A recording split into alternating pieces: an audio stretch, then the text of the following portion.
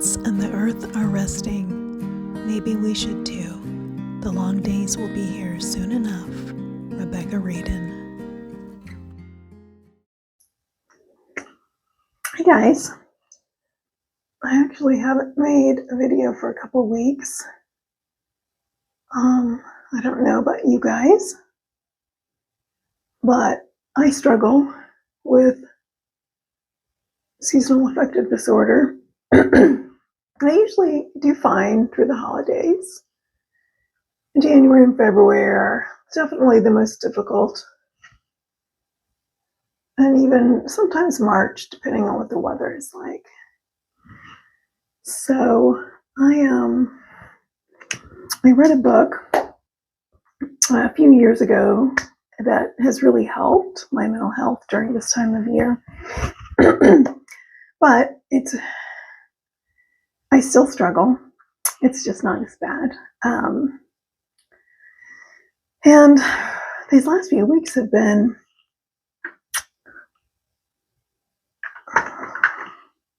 difficult on a personal note. So I think that has made it harder. I was doing pretty well.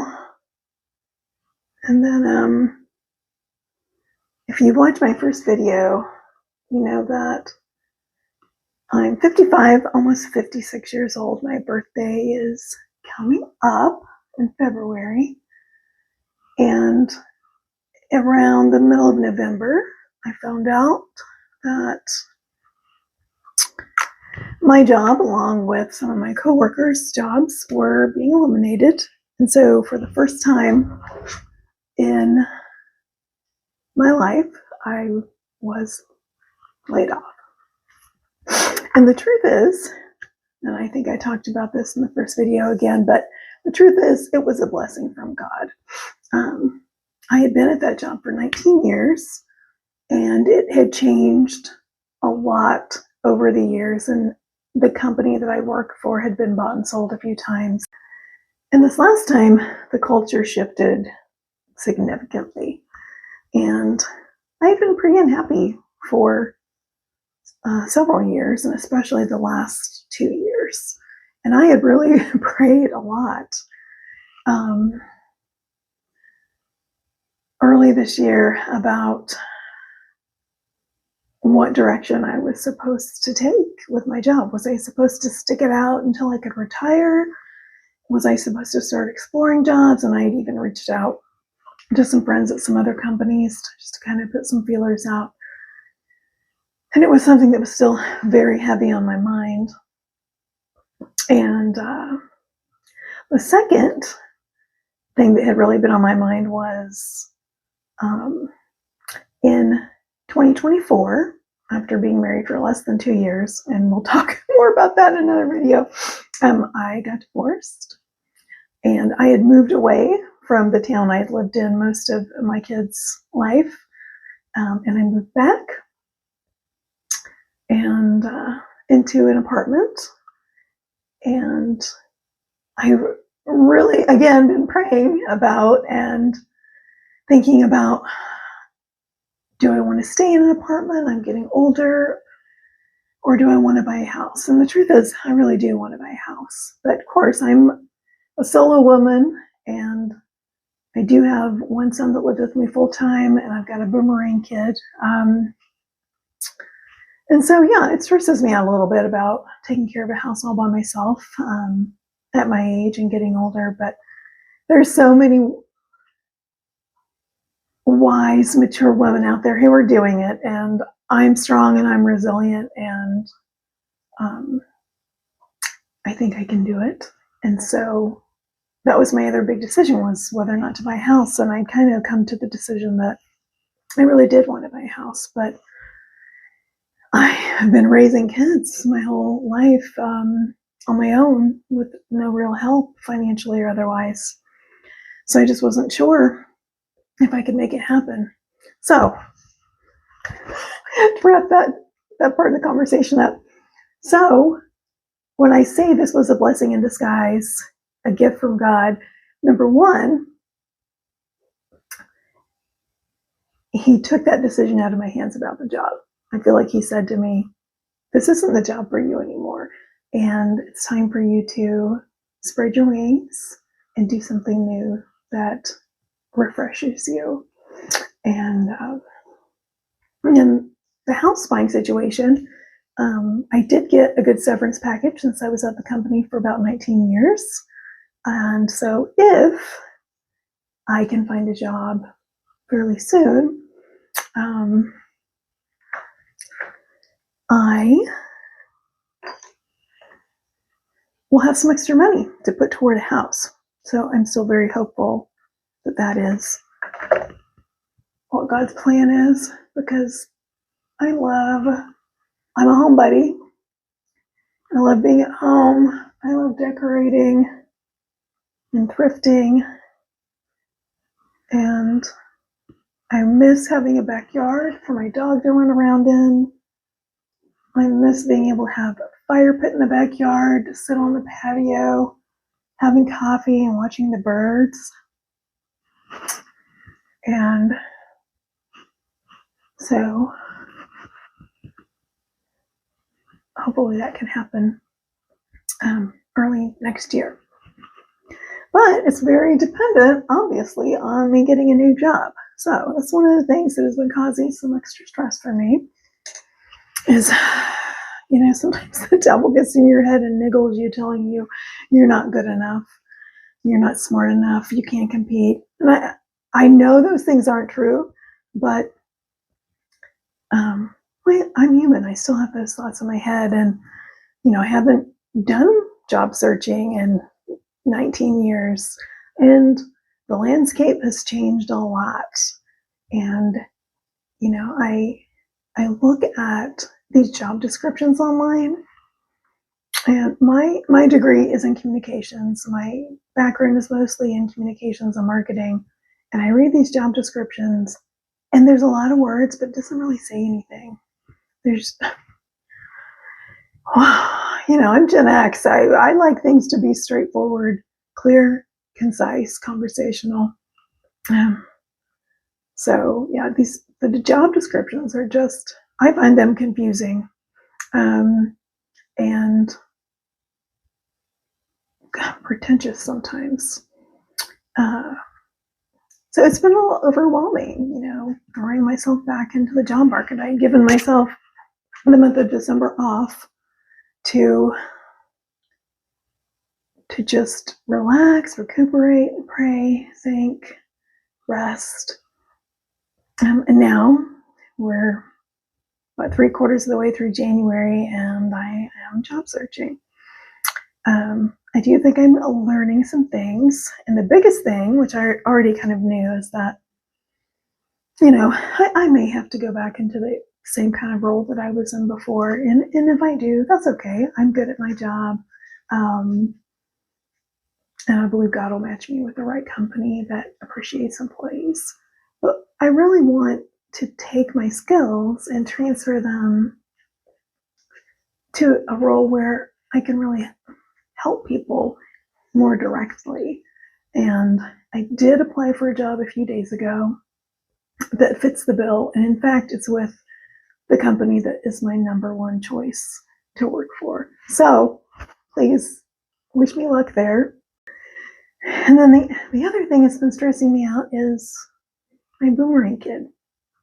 I love my kids more than anything in the world. And they are wonderful young men. They are creative, and they are kind and so smart. But, they have their own struggles too. And my older son has had more struggles than many kids, and is still struggling. And, you try to walk that line between being supportive and being enabler. And it's challenging. And, if you're a mom, whether your kids have had small struggles or big struggles, you know how heartbreaking it is, and you want them to succeed and do well. And I've always told my kids, that I I don't care what they do for a living. I don't care if they're a doctor, a lawyer, or a creator, or if they're working at a gas station. As long as they are not unhappy and they can pay their bills, I don't care what they do. But when you're hardwired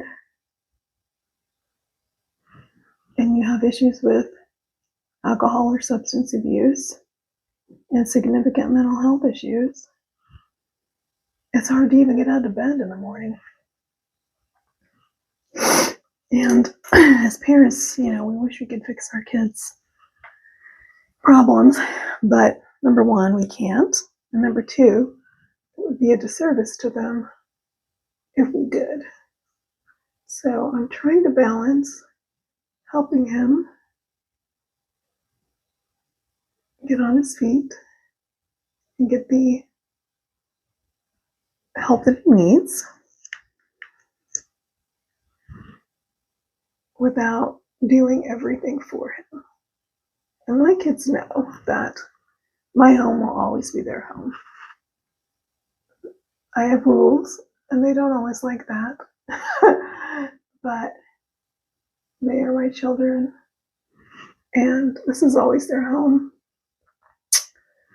The man that I divorced in 2024, he seemed to have the opinion that once a kid turns 18, that they're not your problem anymore.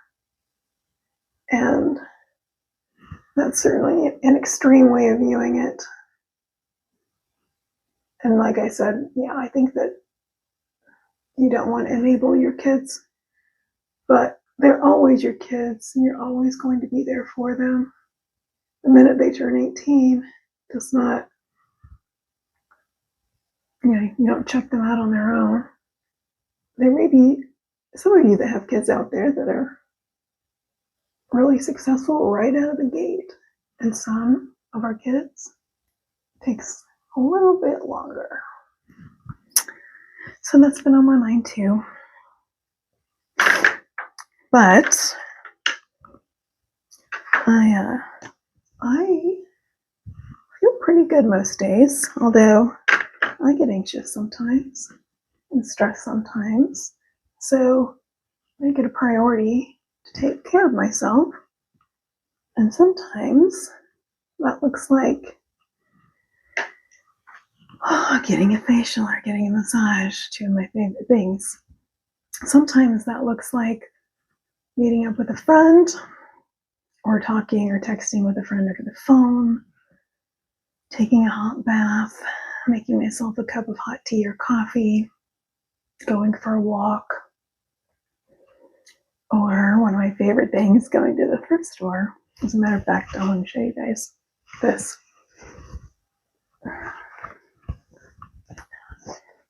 This is this beautiful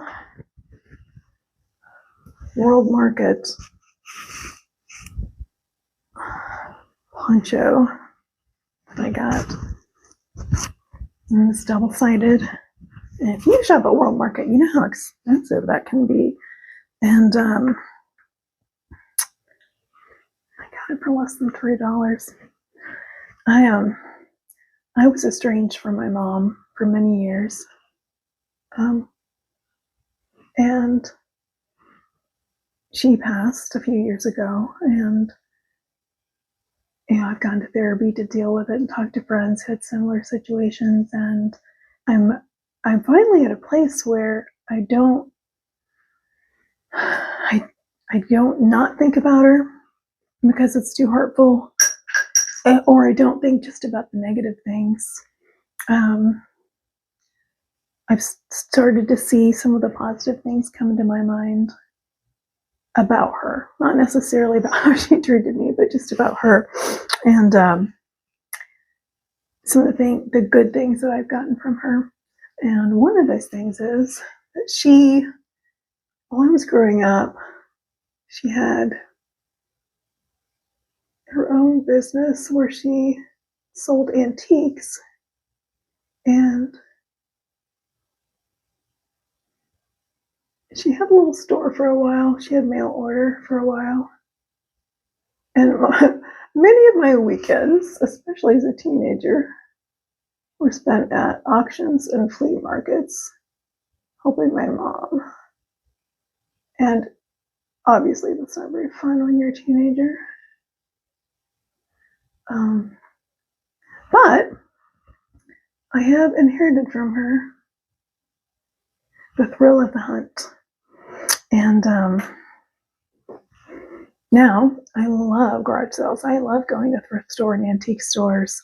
And after my divorce, I had like my holiday decorations and a few pieces of furniture that were sentimental, but I didn't have very much. So when I moved into my apartment, I furnished it 90% with secondhand items. And I would love to show you guys what my apartment looks like.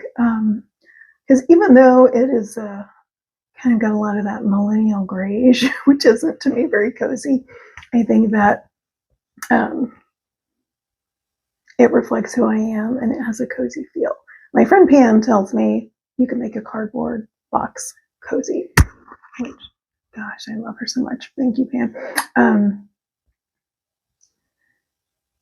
But yeah, if you're struggling too with the winter blues, seasonal affective disorder, SAD, be good to yourself, first of all. Lean on God or your friends, depending on what your beliefs are. Don't feel like you're burdening somebody because they would much rather have you around than not. I guarantee you that. But treat yourself well. Give yourself grace and patience. Fill up your tank with whatever it is that fills you up. And lean in to the cozy things about this season. That's what I'm doing, and it's helped tremendously. Like I said, the book that I read is called Wintering by Catherine May. And it's not just specifically about winter as a season, but also about seasons of our life when we are meant to rest. We are meant to slow down. You know, this time of year, nature, the trees, flowers, the animals, the insects, everybody, they rest. And then everything comes back to life in the spring. So give yourself some grace. You're not supposed to be high energy all the time. We need rest. And that was the biggest aha moment for me, was realizing that I'm not lazy. I'm just listening to what my body needs. And during this time of year, it needs rest and recharging, reflection. And that does not mean I'm lazy. It means that I'm taking care of myself. Are you guys struggling with winter depression? Is it something that has been a factor for you? I know some people, it's the time of year that they feel their best. Summer is their least favorite. Fall is my favorite. But let me know if you struggle with seasonal depression, and if so, how are you doing? Have you found ways that really help you cope? Whether that's using a sun lamp or vitamin D, or doing kind of what I'm doing is just leaning into it. Let me know in the comments, please.